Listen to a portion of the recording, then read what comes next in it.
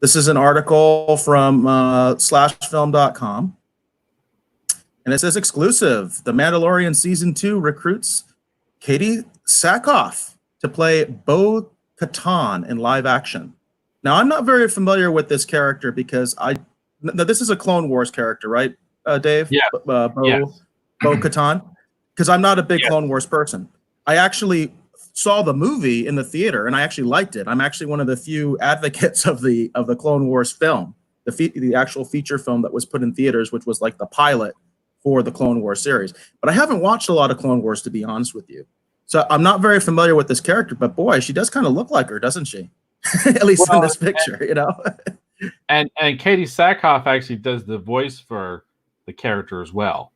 So this kind of plays back into what I was talking about, that I talked about. We're going to get to a news item where we're going to talk about where they actually take the voice actress and turn on and have the voice actress has the opportunity to actually play the live action character. Well, this kind of gets into the meat of the controversy I was talking about earlier, because obviously Katee Sackoff is known as a live action actor, even though she obviously does voiceover work.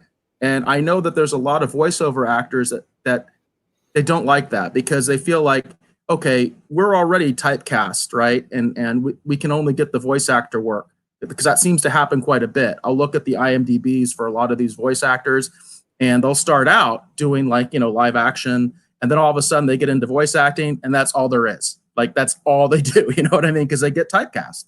And it's interesting with Katee here, because obviously she is known for live action. She's known for Battlestar Galactica. Obviously, that was her big breakthrough role.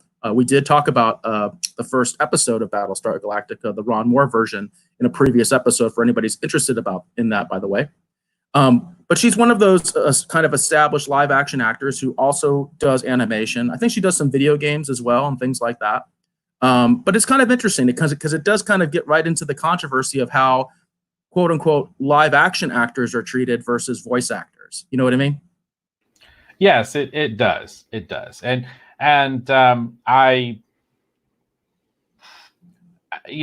she's obviously a great choice to play this character, not only because she did the voice, but because she has the acting chops to pull it off.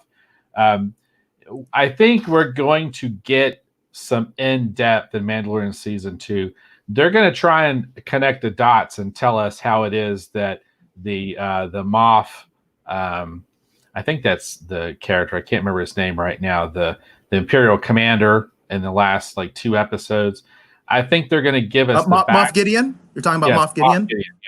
I think they're going to give us the background on how he came to have possession of the Darksaber, which he uses to cut his way out of the TIE fighter. Because the Darksaber, according to legend and lore, is actually the only lightsaber to actually have been used by the only Mandalorian Jedi. There was only one, and basically the Darksaber was his sword, and so it's kind of passed amongst the leaders of the Mandalorians. So that's kind of a big deal how did he come into possession of that saber? Because having watched the last, I assume it's the purge that they talk about, that basically Mandalore was invaded by the Empire and severely punished. Kind of a similar situation, I guess, that what happened with the Wookiee planet. There's always that lore that we saw that also in Revenge of the Sith, Kashyyyk was invaded because, and it seems in large part they were punished because they helped Yoda escape. There's that implication as well. So something similar, I think, happened on Mandalore, obviously, that they were severely punished and invaded by the Empire. So that would be my guess as far as how he got the sword.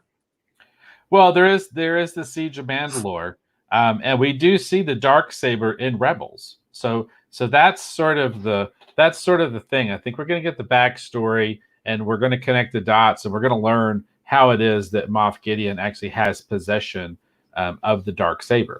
So I'm very curious about that for sure.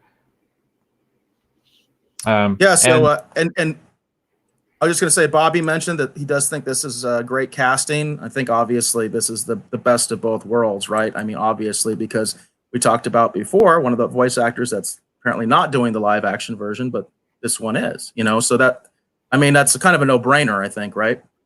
Yes. No, yeah, I think this is a great idea. I think this is great casting. I like Katee Sackoff anyway, so I think it'd be fun to see her in The Mandalorian. And there's a lot of interesting, exciting news coming out of casting and people supposedly coming back for The Mandalorian. So I don't know if you have any other news articles about that, but of course, well, I have a Katee story, which I think I did mention on our Battlestar Galactica episode when we talked about the first episode, the miniseries. I don't remember if I talked about it on air or if I talked to you about it off the air, but I was at San Diego Comic-Con in the Pro Lounge. This is basically the San Diego Comic-Con right before the miniseries came out. And Ron D. Moore was there with Katee Sackoff, and she was an unknown. And Ron D. Moore wasn't well known as far as his name was well known, but you know, he's a writer, and so a lot of people didn't recognize his face. So he was like, they were just sitting there in the corner, along with the actress who played the blonde Cylon. The two of them were with him, and of course, Ron D. Moore stuck out because he's got these two beautiful women sitting with him. You know what I mean? And then there were some people interviewing him because, you know, it was easier to interview him in the Pro Lounge than like out in the hallway, you know, San Diego Comic-Con. And I've always thought, because I didn't recognize him, I was like, I wonder who they are and what's going on and blah blah blah, you know. And I bet I totally could have got to like talk to her because she wasn't famous yet. You know what I mean? Like, because she wasn't really a known at all at that point. And I always regret that I didn't go over and start talking to them, especially Ron D. Moore, because Ron D. Moore is kind of a hero in my mind as far as screenwriting and all that stuff. He's one of those guys I kind of aspire to be like, you know. And so yeah, I didn't recognize any of them. I didn't know who they were. You know, there was just some commotion going on, and I didn't get to go over and talk to her. So it would have been neat to meet her before she was famous, you know? No, yeah, for sure. But no, like I said, I think that's great casting too, and I'm excited about it. It sounds really cool. I was just going to mention there's a lot of talk about Tamma Morrison actually coming back as Boba Fett. Right. I saw an article about that as well, and I was that still seems a little bit preliminary to me. And one thing I'm also wondering about is if they're going to try to do anything with Jeremy Bulloch. You know what I mean? Because that would be kind of neat too. You know what I mean? Even if it's just even if it's a different character, you know, I would like it if they did something. I don't know how his health is or anything like that right now, but yeah, I did hear about that with Boba Fett, and obviously there's a lot of rumors right now that Boba Fett is going to be in The Mandalorian. That indeed that scene of is from the Gunslinger, right? From the Gunslinger at the end, where that mysterious figure comes up and looks at the body of that dead assassin. A lot of people thought that was Boba Fett, and that's kind of what we're hearing, right? That's what we're hearing right now. That that was Boba Fett, and Boba Fett's going to be in it, that's huge for me. You know, that's huge for me. I want Boba Fett in this show. I think it should have been the Boba Fett show to begin with. That's just my opinion. It's always been I've been consistent on that, but he definitely, to me, needs to be in it. I just think he needs to be in it. Yeah, I think it would be fun to acknowledge him. I mean, but by the same point too, I enjoyed The Mandalorian enough that they were just going to leave Boba Fett out of it. I'm fine with that too. But I do think most people that are watching The Mandalorian are curious to see how is it or is it not connected to Boba Fett?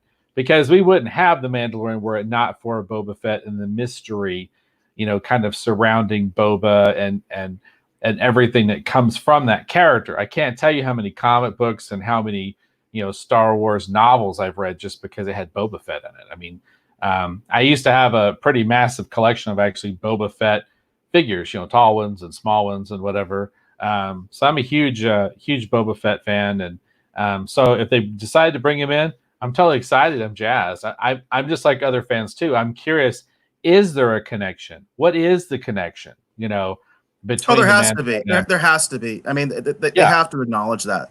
And like I say they have to. I feel very strongly that they have to acknowledge that, because this show would not exist if not for Boba Fett. That's just the bottom line. Boba Fett's mystery, the armor, all that kind of stuff, it's iconic. He is the original Mandalorian as far as, you know, in real life, you know what I mean? As far as the first Mandalorian we ever saw or anything like that.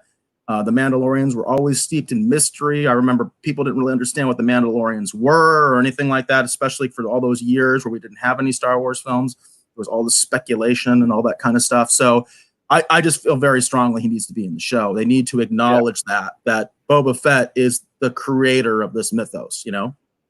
It would be crazy if we get towards the last 2 episodes and if they do it like season 1 and we get towards those last 2 episodes and the person who looks like he's gonna successfully maybe possibly capture the Mandalorian and it turns out to be Boba Fett. And maybe in this last 2 episodes we get Boba Fett versus the Mandalorian.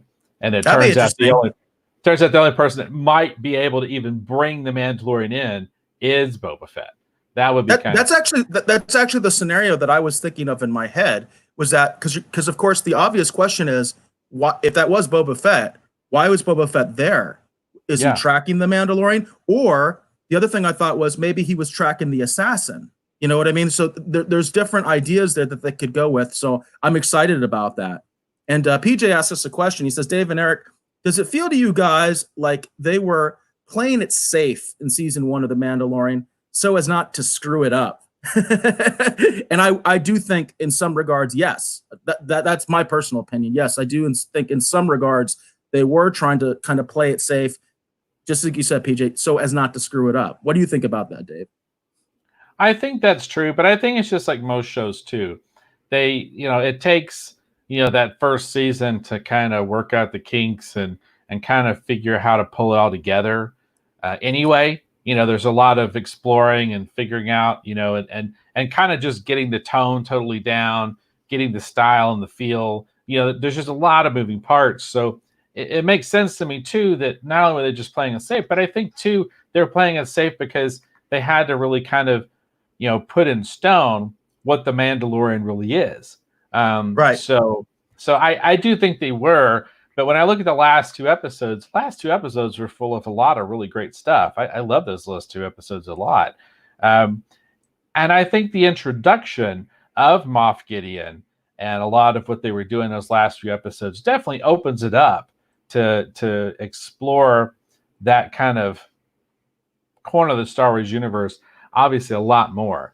And I do think they will probably be taking some bigger risks because, it's season 2. They've got to do some things to continue to world build and expand and move beyond the scope of what they've already established. And they have to raise the stakes, And I think with the announcements that we're hearing, whether Tammy Morrison comes back to be Boba Fett or not, we're talking about, Katee Sackoff basically reprising her character from Clone Wars and Rebels.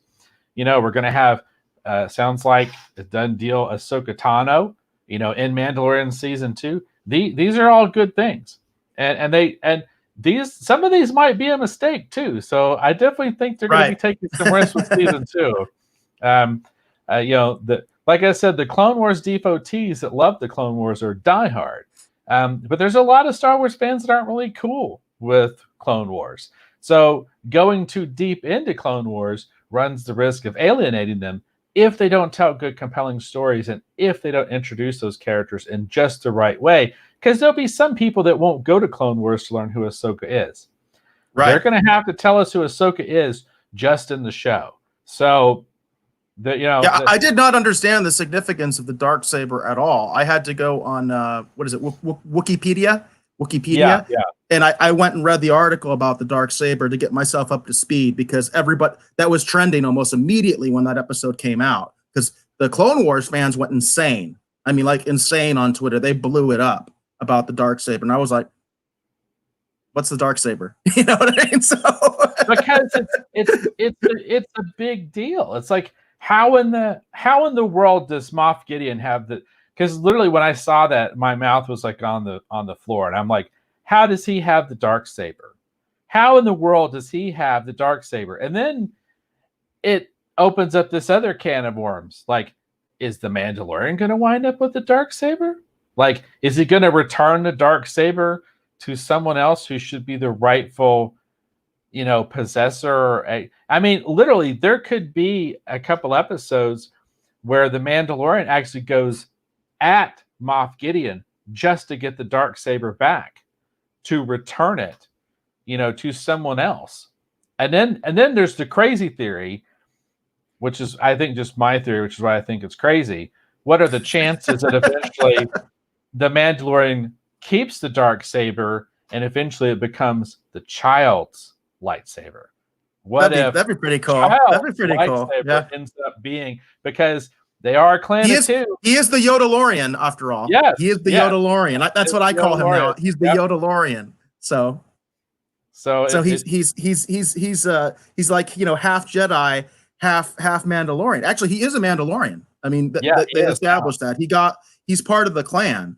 So the child, Baby Yoda, he is a Mandalorian. So that's kind of an interesting idea I think you have there, Dave. So we'll have to see what they do. But that's the thing. They have so much material now, and I'm so jazzed having just finished those last few episodes of Clone Wars. I'm so jazzed for whatever they're going to do.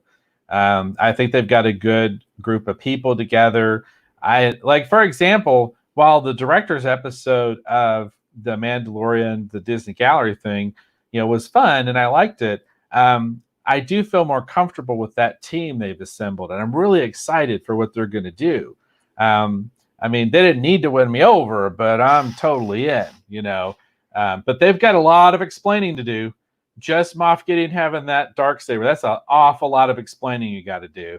And then they're going, oh, and we're going to bring in Ahsoka Tano. Yeah, we're going to bring back Boba Fett. And it's like, you're going to do what? Like, how in the world are you going to do all that in 10 episodes if you tried to do, like, so that's what I'm saying. So I agree. Or 8. Is it going to be 10 or is it going to be 8 again? I don't know. I think they have to expand it. It's their big hit show on Disney Plus. They have a lack of content. I mean, if it were me, I would go ahead and give them the budget so they could do 2 more episodes and go ahead and just make it 10. That's just me. So if you love The Mandalorian, you love 10 episodes, isn't it a shame I'm not in charge, because you get 10 episodes. But and as we just talked about Bo Katan, right, with Katie being, she's going to be in it apparently as well. That is a lot to drop into Mandalorian season 2.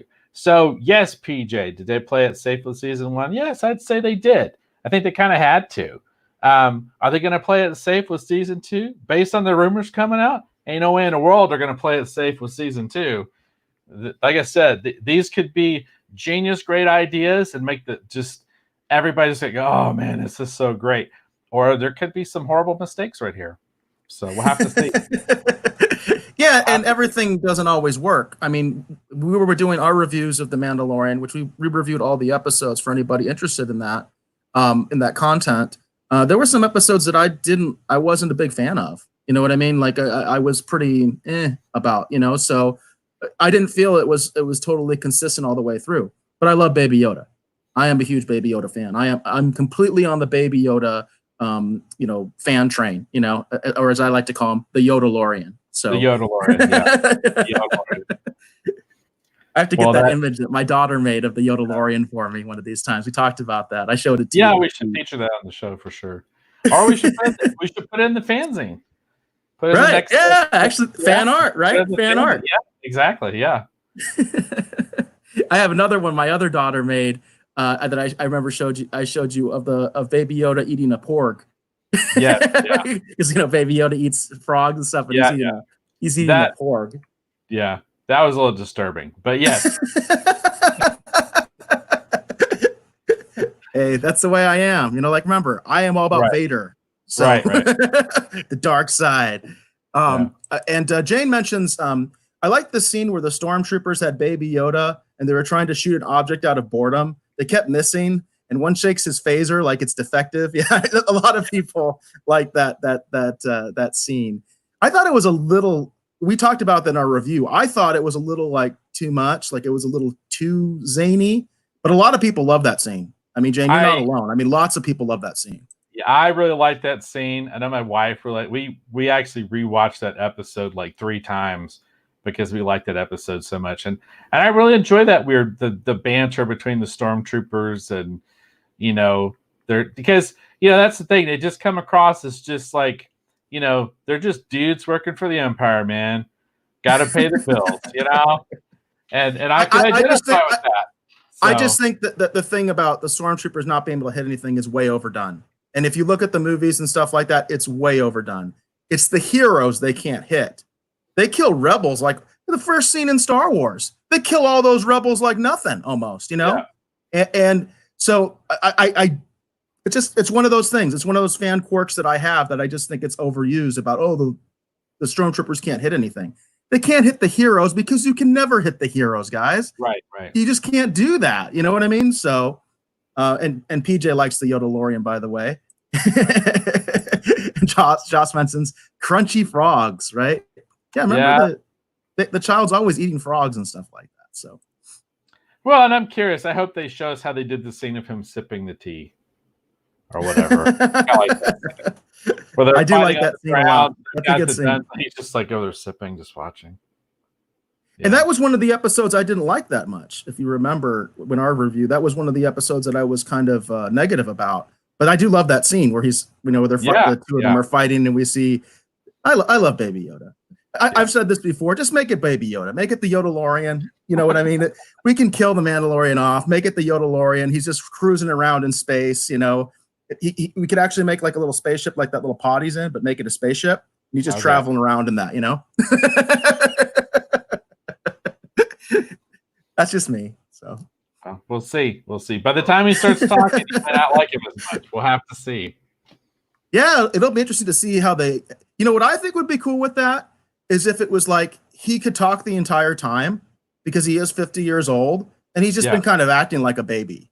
I think that would be a neat twist. That's just me. I think that would be interesting, but I don't think they're going to go that route.